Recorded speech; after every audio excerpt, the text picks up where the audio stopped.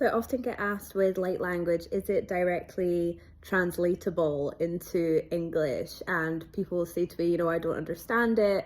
And you don't have to understand it. You understand it through your heart. You understand it just by allowing yourself just to drop into the heart space. That is how you are able to receive those codes in their most purest form. It's not about a linear word for word translation or understanding. In fact, I wouldn't even say light language really is specific words.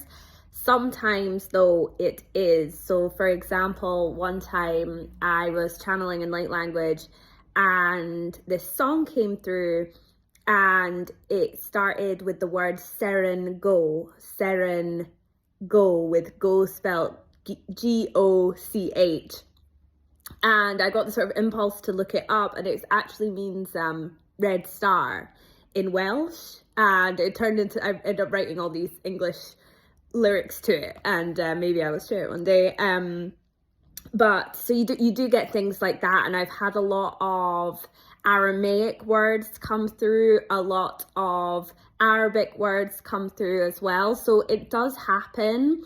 But it's usually, I think, because these languages are very ancient, that there's something within them frequency-wise that is wanting to bridge through, rather than a word, a word for word literal translation. That's not ever what we're striving for with light language.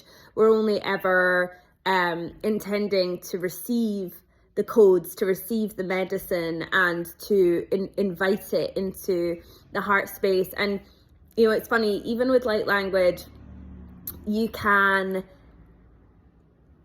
people who maybe aren't gonna feel it with their heart, you might speak light language and it will sit on the outside of their field until they're ready to pull it in. So don't ever doubt that it's not having an effect.